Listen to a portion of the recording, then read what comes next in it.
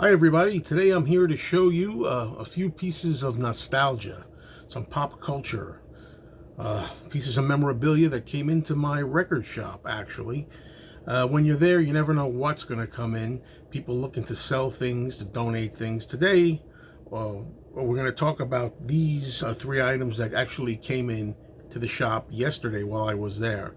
Actually, a young person came in. He was only 16 years old, and he had this huge box that had, I think, 11 vintage lunchboxes in there. Lunchboxes from the 1960s and 1970s. And even, I think, maybe one or two from the 80s. I'm not really sure.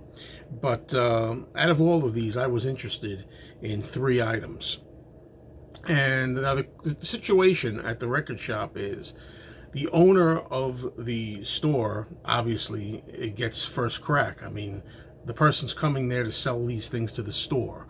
And usually what happens is they will sell the items to the store, and then after the store owner purchases them, then I have to go through the store owner and I pay more.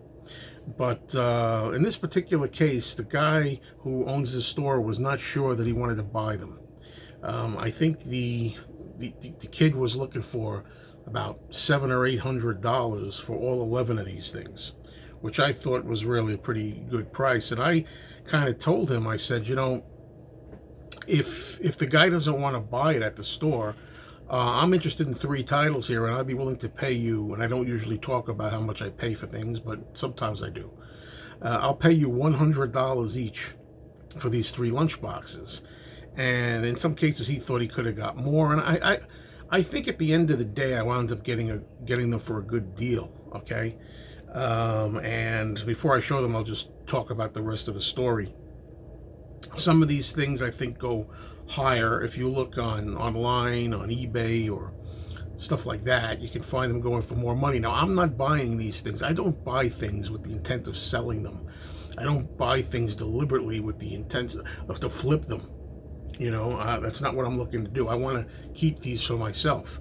All right, so I'm going to start with this particular item here. As it turned out, the store owner, it took a long time to decide who wants to do what, but he eventually decided he did not want to purchase these. So because he did not want to purchase them, it was up for grabs for me. And then the kid was like, well, I really don't know if I can let them go for 300. The guy was very good, this kid. You know, he really was a good negotiator. You know, he said, $300, I think I need a little more. And I said, no, that's all I can do. I tried to be tough, you know, I tried to be, but I really wanted these. And I said, no, you know, that's it, $300, that's it, 100 each.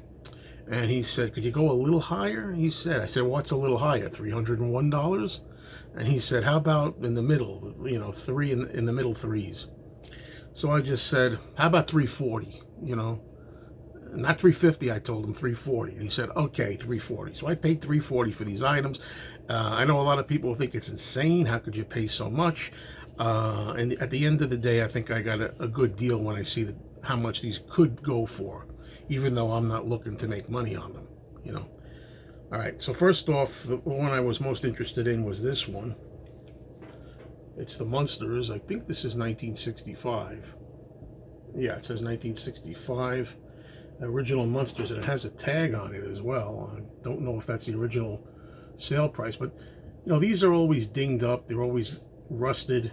This one is not 100% mint. You can see, you know, scratches and wear, but what do you want from 1965? This is about as good as I've seen this, if I've seen it at all. You know, this is pretty good. I think I got a pretty good deal with this one, because I think this one easily goes for, you can get this at least $250 for this. Now, look at these great images here. They're really good. The one thing that I will tell you, I know some people who know about this stuff are already asking themselves already, the question is, does it contain the thermos? These things really need to have the thermos to really be complete. And two of these three items do contain the thermos. This one does not. So I'm going to open this up, and just not much to see on the inside, but it's empty. There is no thermos. Maybe somewhere down the line I'll get the thermos for this and complete it. But quite frankly, the thermoses in and of themselves cost a pretty penny. All right, next up, I went with this one, and this does contain a thermos, and we'll get to that. This says 1971. This is none other than the Partridge Family, the TV show. The David Cassidy, Shirley Jones, Susan Day, Danny Bonaduce. I grew up with these folks. I'm not a huge Partridge Family fan, but I did grow up with the show, and just looking at this brings back those memories. And that's what we're looking for. You know, that's what I'm looking for. I say we collectively, but people who watch the channel. This is what I enjoy. Let's not forget the dog up there. And I'll open this lip here.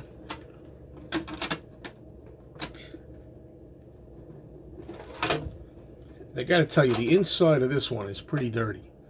Yeah, if you could see that. It's pretty dirty. It needs to be cleaned. It looks like somebody spilled their lunch all over this one. But it does contain, at any rate, the thermos. And I know there are people out there that like the Partridge Family. I know my friends, there's a bunch of them out there. We're always joking around about the Partridge Family. There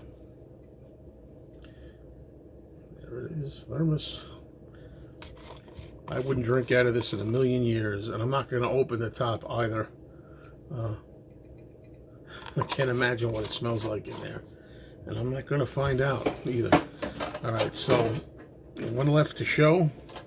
What would the 1970s be if you grew up then like I did? What would they be without the Fonz? This is the one out of all of them that's in the worst condition. You can see there are a lot of rust spots and scratches and things on it, but love Henry Winkler, grew up with the Fonz. We're talking about, of course, the show Happy Days with Ron Howard there in the blue. And yeah, really good memories again.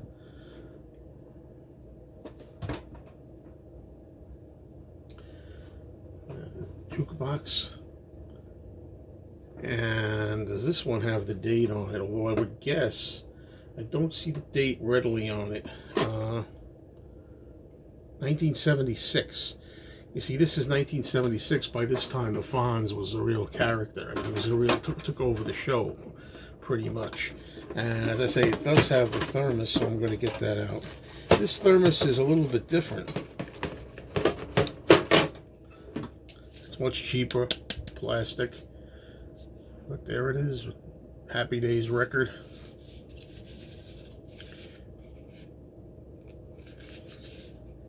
Thermos.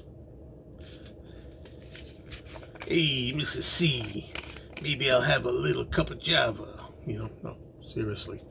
There we are. So that's it, folks. I wanted to share this with you. Nostalgia at its finest. I had to have these things. We all have different values on things and how we feel, what's worth what and why. And I'm going to be selling other things that I own in order to make this up. So it's kind of like a trade. I'm trading myself. Okay? So thank you all for watching. And please subscribe to this channel if you haven't already. Talk soon.